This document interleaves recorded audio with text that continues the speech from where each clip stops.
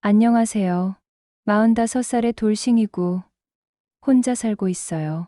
벌써 이혼한 지 2년이라는 시간이 훌쩍 흘렀네요. 돌이켜보면 3년의 짧지 않은 연애 끝에 결혼에 골인했었죠.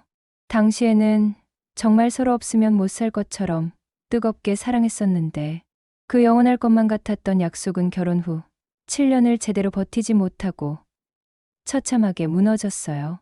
결혼식 날 서로의 눈을 보며 행복만을 약속했지만 그 약속은 현실이라는 차가운 벽 앞에서 너무나 쉽게 부서졌답니다. 연애할 때는 마냥 좋기만 했던 상대가 막상 한 집에서 매일 살을 부대끼며 부부라는 이름으로 지내보니 현실은 너무나 달랐답니다. 사소한 식습관부터 시작해서 돈을 쓰는 방식, 주말을 보내는 방법, 심지어 잠자는 습관까지 정말이지 맞는 게 하나도 없더라고요. 서로 다른 점을 이해하고 맞춰가기보다는 다름을 인정하지 못하고 부딪히기 일쑤였죠. 따뜻한 대화는커녕 서로의 눈을 마주보는 것조차 어색해졌고 부부간의 친밀함은 진작에 사라진 지 오래였어요.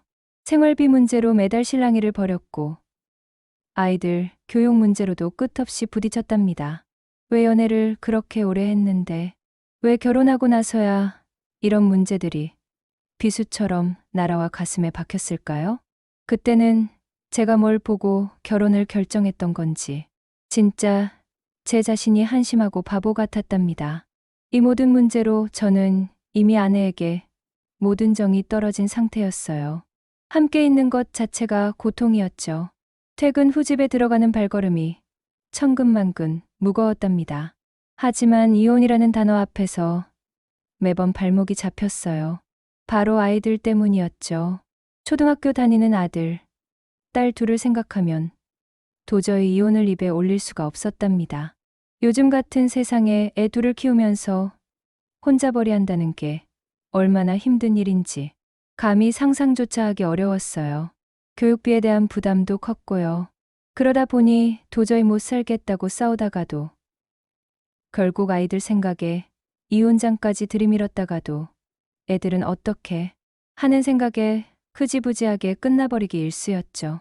그 지옥 같은 결혼 생활을 아이들을 위해 그리고 현실적인 어려움 때문에 억지로 이어가고 있었던 거예요. 일종의 현실에 대한 비겁한 타협이었달까요. 제 행복을 포기하고 버티고 있었죠. 그러던 어느 날이었어요. 지긋지긋한 다툼 끝에 아내가 먼저 제게 말하더군요. 더는 이렇게 못 살겠으니 아이들 둘을 데리고 친정으로 내려갈 테니 양육비만 매달 보내달라고요. 그 말을 들었을 때 차라리 잘됐다 싶으면서도 한편으로는 아이들과 떨어져야 한다는 생각에 가슴이 찢어지는 것 같았답니다. 아마 아내가 장모님께 전화해서 그동안의 힘든 상황을 모두 털어놓고 도저히 못 살겠다고 하소연했나 보더라고요. 장모님은 예전 같았으면 내 팔자 내가 꼰 거지 하시며 어림도 없는 소리라고 일축하셨을 분이었죠. 저희 결혼 생활이 순탄치 않았다는 건 알고 계셨지만 그래도 부부는 참고 살아야 한다는 생각이 강하셨거든요. 그런데 장인어른께서 몇 년 전에 갑자기 심근경색으로 돌아가시고 난 뒤 장모님 마음이 많이 허해지셨나 보더라고요. 혼자 넓은 집에 계시니 외로우셨겠죠. 그래서 저희 아이들을 봐줄 테니 딸이랑 손주들 데리고 내려오라고 하셨나 보더군요. 사실 처갓집 형편이 좀 괜찮은 편이었어요. 장인어른께서 평생 모으신 재산도 있고 장모님께서 사시는 곳이 지방 대도시의 학군 좋은 40평대 아파트라 아이들 교육 환경으로도 더없이 좋았죠. 저도 현실적으로 아이들을 좋은 환경에서 키우는 게 맞다고 생각했고요. 양육비만 보내주면 아이들한테는 제가 해줄 수 있는 것보다 훨씬 좋은 환경을 마련해 줄 수 있는 상황이었죠. 어쩌면 아내와 저 모두 이혼을 정당화하기 위한 현실적인 부담을 덜어내기 위한 서로의 핑계였을 수도 있겠네요. 저희 둘 다 이미 결혼 생활에 너무 지쳐 있었으니까요. 더 이상 싸울 기력도 서로를 미워할 힘도 남아있지 않았죠. 그래서 아내의 제안에 저는 놀랄 만큼 덤덤하게 그리고 쿨하게 동의하고 이혼을 했답니다. 법적인 절차는 비교적 간단하게 끝났어요. 아이들은 엄마를 따라 외가로 떠났고 저는 다시 혼자가 되었죠. 홀가분하면서도 한편으로는 무거운 마음이었어요. 아이들과 함께 살지 못한다는 사실이 가장 큰 상처로 남았답니다. 그렇게 아이들은 엄마와 외가로 떠나고 저는 덩그러니 혼자 남겨졌어요. 이혼 후 가장 크게 와닿았던 현실적인 어려움은 예상치 못하게도 끼니를 챙기는 일이었답니다. 빨래는 세탁소에 맡기거나 최신형 드럼 세탁기가 코스만 설정해두면 알아서 깨끗하게 해주었고요. 청소 역시 로봇 청소기가 구석구석 먼지 한 톨 없이 깔끔하게 관리해주니 크게 불편할 건 없었죠. 그런데 매일 아침 눈을 뜨면 오늘은 또 뭘 먹어야 하나 하는 막막함이 가장 먼저 제 머릿속을 지배했어요. 점심이야 회사 근처 아무 식당이나 가면 그만이었지만 저녁은 달랐죠. 퇴근하고 텅 빈 집에 들어가 혼자 밥을 차려 먹는다는 게 왜 그리 서럽고 귀찮던지 배달 음식 앱을 켜서 이것저것 기웃거리는 것도 하루 이틀이었죠. 매일같이 자극적인 음식만 시켜 먹는 것도 금세 질릴 뿐만 아니라 건강에도 좋을 리 없다는 걸 제 몸이 먼저 알더라고요. 마트에 가서 간단한 샐러드나 냉동식품을 사오거나 파는 반찬 몇 가지와 국을 사와서 데워 먹는 것도 해봤지만 그것만으로는 도저히 채워지지 않는 허기가 있었답니다. 따뜻한 온기가 느껴지는 제대로 된 집밥 같은 정성스러운 식사가 정말 사무치게 그리웠어요. 혼자가 되었다는 사실 그 자체의 슬픔만큼이나 아니 어쩌면 그보다 더 깊게 제 마음을 파고들었던 건 매일 반복되는 식사 시간의 공허함과 외로움이었거든요. 텅 빈 식탁에 홀로 앉아 차가운 반찬과 식은 밥을 먹는 그 시간이 가장 견디기 힘들었죠. 아이들 웃음소리 대신 정막만이 감돌았고요. 막상 혼자 살아보니 직접 손대서 챙겨야 하는 게 일이 많을 줄 몰랐던 거예요. 그렇게 매일 저녁 시간이 다가올 때마다 한숨을 쉬며 또 뭘 먹어야 하나 하고 고민하고 있던 어느 날이었어요. 그날도 딱히 갈 곳 없이 그저 의미 없이 회사 근처를 벗어나 동네 어귀를 어슬렁거리고 있었죠. 마땅히 당기는 음식도 없고 혼자 식당에 들어가기도 귀찮고 텅 빈 냉장고 생각에 벌써부터 무기력함이 엄습해왔답니다. 그러다 동네 입구에 새로 생긴 듯한 국밥집 하나가 눈에 들어왔어요. 건물 코너에 자리 잡은 작은 가게였는데 환한 노란 간판이 유난히 눈에 띄었죠. 돼지 국밥집이었어요. 국밥이라 잠시 생각했죠. 사실 국밥 하나 시켜놓고 뜨끈한 국물에 소주 한 병 딱 곁들이면 배도 든든하고 술 기운도 알딸딸 기분 좋게 올라오기 딱 좋은 음식이 아니겠어요. 대학생 때 친구들과 함께 허름한 국밥집에서 자주 즐겨 먹었었는데 최근 들어서는 딱히 먹어본 지 꽤 되어서 그런가 벌써부터 입안에 군침이 돌기 시작을 했답니다. 그 추억의 맛이 갑자기 그리워졌어요. 가까이 다가가 가게 안쪽을 살펴보니 약 30평 정도로 규모가 크지도 작지도 않은 아담한 사이즈였고 테이블 몇 개가 놓여 있었죠. 저녁 시간치고는 손님이 많지 않았는데 50대 초중반쯤으로 보이는 아주머니 두 분이서 일을 하고 계셨어요. 그런데 두 분 다 외모가 상당했답니다. 딱 봐도 범상치 않았어요. 한 분은 홀에서 서빙을 보고 계셨는데 이목구비가 뚜렷한 게 단정하고 세련된 모습의 배우 견미리님을 닮았다는 생각이 바로 들었죠. 주방 안쪽에서 일하고 계시는 다른 한 분은 자세히 얼굴이 보이지는 않았지만 언뜻 보아도 미모가 상당해 보였어요. 와, 여기 국밥집 맞아? 하는 생각이 들었답니다. 잠시 망설이다가 이미 군침 도는 국밥 냄새에 홀려버린 저는 문을 열고 안으로 들어갔어요. 어서 오세요. 견미리님을 닮은 서빙 아주머니가 저를 보더니 환하게 웃으며 반겨주었습니다. 한 분이세요? 네, 혼자예요. 그럼 이쪽 편한 자리에 앉으세요. 그녀는 여전히 미소 띤 얼굴로 저를 안내했죠. 가까이서 보니 정말이지 깜짝 놀랐어요. 와, TV에서 보던 연예인 같잖아?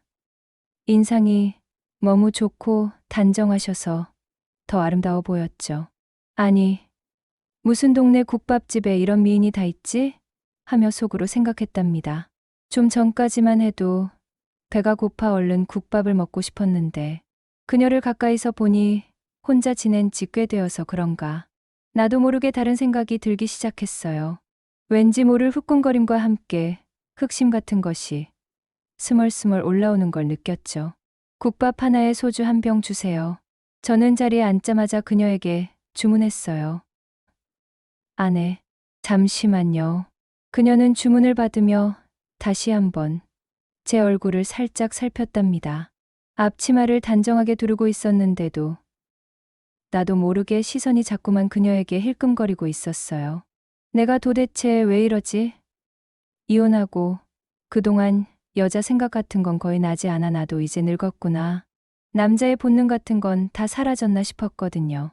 그런데 동네 국밥집에 밥 먹으러 와서 이렇게 심장이 후끈거리고 정신을 못 차리다니. 나 스스로도 놀라지 않을 수 없는 순간이었답니다. 그리고 나도 모르게 주방 쪽에서 일하는 다른 아주머니에게 시선이 갔어요. 아, 저분이 주인인가? 아니면 그냥 직원인가? 궁금했죠. 주방 아주머니도 아줌마 치곤 괜찮았지만 콜. 서빙을 보는 견미리님 닮은 아주머니의 연예인급 포스와 아우라를 따라잡기엔 한없이 부족해 보였습니다. 그때까지만 해도 제 관심은 온통 홀에 있는 그녀에게 쏠려 있었죠. 맛있게 드세요. 잠시 후 그녀가 직접 끓여온 듯한 뜨거운 국밥 뚝배기를 제 앞에 내려놓았어요. 사골 육수에 뽀얗게 우러난 국물에 고기가 생각보다 훨씬 많이 들었더군요. 그릇 가득 담긴 국밥을 보니 보기만 해도 든든해지는 기분이었죠. 그리고 밥, 갓 지은 하얀 쌀밥이었는데 왠지 모르게 냄비밥 같다는 느낌이 들었어요. 찰기가 살아있고 밥알 하나하나가 탱글탱글했죠. 그 구수한 밥 냄새를 맡는 순간 어린 시절 시골 아궁이 앞에서 어머니가 갓 지어주시던 그 냄비밥이 문득 생각이 났어요. 뜨거운 김이 모락모락 나던 그 밥 위에 김치 한 조각 올려 먹으면 세상 부러울 게 없었는데 갑자기 가슴 한 구석이 찡해지며 울컥하는 감정이 밀려왔답니다. 이혼 후 아이들과 떨어져 살면서 느끼는 외로움, 집밥에 대한 그리움 같은 것들이 한꺼번에 밀려오는 듯했죠. 울컥하는 마음을 애써 누르고 국밥에 집중하기 시작했어요. 뽀얀 국물에 새우젓 한 스푼을 먼저 넣고 간을 보았습니다. 조금 심심하네. 밥 한 공기를 뚝배기에 다 말고는 소금으로 간을 맞추고 다진 양념도 살짝 넣었죠. 숟가락으로 휘휘 저어 국물 맛을 다시 봤어요. 바로 이 맛이지. 쌀쌀한 날씨 탓인지 뜨거운 국물이 더욱 시원하고 깊게 느껴진답니다. 그리고 소주를 한 잔 따라 마셨죠. 좋다. 절로 감탄사가 나왔어요. 바로 이거였답니다. 제가 그리워했던 건 뜨끈하고 맛있는 음식에 시원한 소주 한 잔, 그리고 눈앞에는 그녀, 미소 띤 얼굴로 오가는 손님들을 맞이하는 그녀를 힐끔거리며 국밥과 소주를 마셨답니다. 맛있는 음식에 소주 한 잔, 그리고 눈앞에 펼쳐진 이 광경. 혼자 저녁을 때우는 쓸쓸함이 왠지 모르게 채워지는 기분이었어요. 국물 한 방울 남기지 않고 뚝배기를 들고 마지막 남은 국물까지 후루루 마셔버렸습니다. 배가 든든해지고 몸이 따뜻해졌죠. 계산을 하러 카운터로 갔습니다. 그녀가 다시 환한 미소로 저를 맞았죠. 저기, 계산이요. 네, 손님. 맛있게 드셨어요? 네, 정말 맛있습니다. 제 입맛에 딱인데요. 사실 제가 입맛이 좀 까다로운 편인데 여기 국밥 정말 맛있습니다. 맛집 인증이네요. 하하. 저는 진심을 담아 칭찬했어요. 그녀의 얼굴에 기분 좋은 웃음이 번졌죠. 아, 그래요. 입맛에 맞으셨다니 다행이네요. 앞으로 자주 오세요. 네. 당연히 그래야죠. 앞으로 자주 올 것 같습니다. 저는 그날 이후 저녁마다 그 국밥집을 찾았습니다. 점심은 회사 구내식당이나 근처 식당에서 대충 먹더라도 저녁만큼은 꼭 그곳에서 해결했죠. 사실 친구 모임이나 회식 때문에 어쩔 수 없이 못 가는 날에는 제가 더 아쉬웠답니다. 그녀를 못 본다는 사실 때문이었을까요? 매일 저녁 같은 시간에 나타나는 저를 그녀는 자연스럽게 기억했고 올 때마다 반갑게 맞아주었어요. 그러다 어느 날은 저녁 피크 시간이 좀 지나 한가해졌을 때 그녀가 제 테이블 근처를 지나가다 말을 걸었죠. 혼자 사시나 봐요? 저녁마다 거의 매일 오시는 거 보니. 네, 혼자 삽니다. 이혼했어요. 저는 더 이상 숨길 이유가 없었기에 솔직하게 대답했어요. 오히려 그녀에게 제 상황을 알리고 싶었는지도 모르죠. 아이고, 그러시구나. 힘들었겠네요. 그녀의 표정에 동정심이 스치는 걸 봤어요. 뭐, 이제는 괜찮습니다. 그나저나, 저희 집 음식이 입맛에 맞나 보네요. 매일 오시는 걸 보면. 그녀가 화제를 돌리며 물었어요. 그럼요. 아주 음식이 훌륭하죠. 사장님 손맛이 대단하십니다. 그리고 음식만큼이나 주인도 아주 훌륭하시고요. 저는 용기를 내서 제 마음을 살짝 드러냈답니다. 네? 뭐가요? 음식이 훌륭하다는 건 알겠는데 주인이 뭐가 훌륭하다는 말씀이세요? 그녀는 살짝 당황하면서도 흥미로운 눈빛으로 저를 바라봤어요.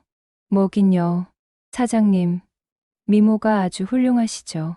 처음 봤을 때부터 깜짝 놀랐습니다. 무슨 국밥집 사장님이 이렇게 예쁘세요? 저는 웃으며 솔직하게 말했습니다. 어머머, 손님도 참. 예전 젊었을 땐 그런 소리 많이 듣긴 했는데 이제 얼마 있으면 환갑이에요. 곧 할머니 소리 들을 나이인데 무슨 미모 타령이에요. 호호호. 그녀는 손사래를 치면서도 얼굴에는 웃음꽃이 피어났어요. 하, 그래요. 할머니는 어떻고 아줌마는 어때요? 나이는 숫자에 불과하다는 말도 있잖아요.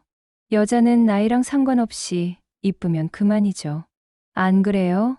저는 계속해서 그녀를 이쁘다고 추켜 세웠어요. 그녀는 제 말에 얼굴을 붉히며 웃었습니다. 하하, 좋게 봐주셔서 감사해요. 제가 살다 보니 별소리를 다 듣네요. 별소리가 아니라 진심인데요. 정말 아름다우세요. 근데 이혼하신 지 얼마나 됐나요? 네, 이혼한 지 3년 됐네요. 그러시구나. 저는요, 사별했어요. 남편이 먼저 갔죠. 벌써 5년 됐네요. 아, 사별이셨구나. 서로의 아픈 사연과 외로움을 나누다 보니 우리는 금세 가까워진 기분이었답니다. 더 이상 딱딱한 사장님과 손님 사이가 아니었어요. 서로의 외로움을 알아봐 주고 이해해주는 존재가 되었겠죠. 수진 씨, 그럼 혹시 애인 없으세요? 제 돌직구 질문에 그녀는 다시 한번 살짝 당황한 듯 보였지만 이내 눈을 동그랗게 뜨고는 활짝 웃었습니다. 애인이요? 호호호. 없는데요. 장사하느라 바빠서 누구 만날 생각도 못하고 살았죠. 그녀의 대답을 듣는 순간 제 심장이 미친 듯이 뛰었답니다. 없다. 그녀에게도 기회가 있는 거였죠. 그래요? 그럼 더 자주 와야겠네요. 수진 씨 보러. 저는 제 마음을 좀 더 노골적으로 표현했어요. 네, 그러세요. 저희 집 국밥 맛있으니 자주 오세요. 그녀는 여전히 웃으며 말했지만 그 웃음 속에는 아까와는 다른 미묘한 설렘이 담겨 있는 듯 했답니다. 이날 이후 저는 수진 씨에게 더욱 적극적으로 다가가기 시작했어요. 단순히 밥만 먹고 가는 손님이 아니라 그녀에게 박홍식이라는 한 남자로 각인되고 싶었죠. 가게에 갈 때마다 그녀에게 말을 걸었고 사소한 것에도 관심을 표현했어요. 그녀 역시 저를 피하지 않고 대화를 받아주었고 이전보다 훨씬 더 살갑게 대해주었답니다. 그녀의 따뜻한 말 한마디, 눈빛 하나하나에 저는 힘을 얻었고 외롭던 제 삶에 조금씩 온기가 스며드는 것을 느꼈답니다. 저녁 피크 시간이 지나고 손님이 없을 때면 우리는 테이블에 마주 앉아 이런저런 이야기를 나누곤 했어요. 가게, 운영 이야기, 힘든 점, 보람 있었던 일, 그리고 개인적인 이야기들까지. 아이들 이야기, 먼저 떠난 남편 이야기. 그녀는 담담하게 자신의 삶을 이야기해 주었고 저는 그녀의 이야기에 귀 기울이며 마음으로 공감했습니다. 그녀 역시 제 이혼 이야기, 아이들에 대한 그리움, 혼자 사는 외로움 등을 진심으로 들어주었죠. 수진 씨, 혼자서 이 가게를 꾸려오신 거 정말 대단하세요. 제가 사장님이었으면 진작에 포기했을지도 몰라요. 에이, 뭐려? 하다 보니 이렇게 된 거죠. 힘들 때도 많았지만 그래도 손님들이 맛있게 먹고 가는 모습 보면 힘이 나요. 홍식 씨처럼 매일 와서 맛있다고 해주는 손님 덕분에 제가 이 일을 계속할 수 있는 거예요. 그녀는 제게 그런 말을 해주었답니다. 어느 날 저녁 평소보다 늦게까지 이야기하다가 그녀가 조심스럽게 제게 말했어요. 홍식 씨, 오늘 가게 마감하고 시간 괜찮으면 저랑 잠깐 차 한잔 할래요? 가게 말고 밖에서요. 심장이 쿵쾅거렸죠. 드디어 올 것이 왔구나 싶었답니다. 네, 그럼요. 좋습니다. 저는 망설임 없이 대답했어요. 가게 마감을 기다리는 동안 얼마나 설레고 긴장했는지 몰라요. 가게 문이 닫히고 그녀가 평소와 다른 옷차림으로 밖으로 나왔을 때 저는 그녀에게서 눈을 뗄 수가 없었습니다. 화장기 없는 수수한 얼굴이었지만 그 자체로 너무나 아름다웠죠. 근처 조용한 카페에 앉아 우리는 밤늦도록 이야기를 나눴어요. 가게에서 했던 이야기들보다 훨씬 더 깊고 솔직한 이야기들이 오갔죠. 서로의 상처와 외로움, 그리고 앞으로 어떻게 살아가고 싶은지에 대한 진솔한 대화였어요. 그녀는 사별 후 느꼈던 절망감과 다시 일어서기까지의 힘든 과정들을 이야기해 주었고, 저는 이혼 후 느꼈던 상실감과 아이들에 대한 미안함, 그리고 다시는 행복해질 수 없을 것 같았던 마음들을 털어놓았답니다. 홍식 씨 이야기 들으니 저랑 참 많이 닮았다는 생각이 드네요. 혼자서 버텨온 시간들, 외로움, 다 이해가 가요. 그녀는 제 손을 조심스럽게 잡으며 말했습니다. 그녀의 손은 따뜻하고 부드러웠어요. 그 온기가 제 마음까지 전달되는 듯했죠. 수진 씨도요. 수진 씨 이야기 들으면서 얼마나 힘드셨을까, 얼마나 외로우셨을까. 제 마음이 다 아팠습니다. 우리는 서로의 외로움을 알아봐 줄 수 있는 것 같아요. 저는 그녀의 손을 마주 잡았답니다. 그 밤, 우리는 서로의 아픔을 위로하고 서로에게 기대고 싶은 마음을 확인했어요. 나이 차이도, 지나온 삶의 굴곡도 중요하지 않았어요. 중요한 건 지금 이 순간, 서로에게서 느끼는 따뜻함과 편안함, 그리고 끌림이었죠. 헤어질 시간이 다가왔을 때, 저는 아쉬운 마음을 감출 수가 없었어요. 수진 씨, 집에 들어가지 마세요. 저랑 같이 있어 주시면 안 될까요? 저는 용기를 내어 그녀에게 제 마음을 표현했어요. 그녀는 제 눈을 깊이 바라보았습니다. 잠시 망설이는 듯 했지만, 이내 따뜻한 미소를 지으며 고개를 끄덕였죠. 네, 그럴까요? 홍식 씨 집이 편안할 것 같네요. 그녀와 함께 제 집으로 돌아오는 길, 우리는 연인처럼 손을 잡고 걸었답니다. 집 안으로 들어서자 텅 비어있던 공간이 그녀의 존재만으로 따뜻함으로 채워지는 것을 느꼈어요.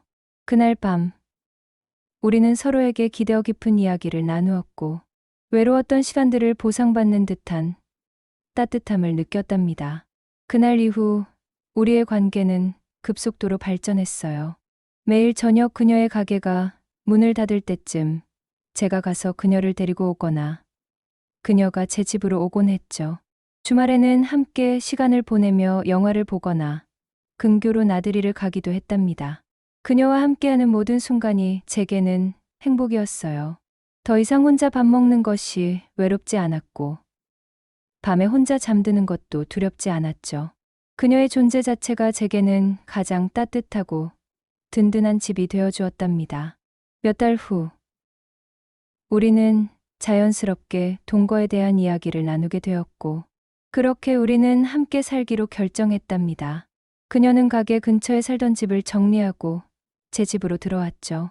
그녀의 짐이 하나둘씩 들어오면서 텅 비어 있던 제 집은 점점 가정의 모습을 갖춰갔어요. 아기자기한 소품들, 그녀의 손때 묻은 살림들, 무엇보다 그녀의 온기가 집안 가득 퍼졌죠. 함께 살기 시작하면서 저희 삶은 완전히 달라졌답니다. 아침이면 그녀가 직접 갓 지은 냄비밥과 따뜻한 국을 차려주었고, 저녁이면 함께 식탁에 앉아 하루의 이야기를 나누며 밥을 먹었죠. 그녀의 손맛은 이제 제 일상이 되었고, 그 따뜻한 음식은 제 몸과 마음을 매일같이 위로해 주었답니다. 더 이상 혼자 밥 먹는 외로움에 시달리지 않았어요. 물론 나이 차이나 각자의 아이들 문제 등 현실적인 어려움이 전혀 없는 것은 아니었죠. 하지만 우리는 서로의 존재 자체로 큰 힘을 얻으며 그 문제들을 함께 마주하기로 했습니다. 그녀는 제 아이들을 이해해 주었고, 저 역시 그녀의 삶과 자녀들을 존중했어요. 우리는 서로에게 기대어 서로의 아픔을 보듬어주며 함께 새로운 삶을 만들어가고 있었답니다. 45년 만에 저는 비로소 제가 진정으로 원했던 집을 찾은 기분이었어요. 화려한 집도 아니고 대단한 부와 명예가 있는 집도 아니었죠. 그저 서로의 온기를 느끼며 따뜻한 밥 한 끼를 함께 나눌 수 있는 곳, 서로의 외로움을 알아주고 힘든 세상에서 서로에게 안식처가 되어주는 곳, 바로 그녀 김수진 씨가 있는 곳이었습니다. 그녀의 국밥처럼 우리의 남은 인생도 깊고 진한 맛으로 따뜻한 온기로 가득 채워지리라 믿으면서요. 그녀의 곁에서 저는 매일매일 살아갈 힘을 얻고 있답니다.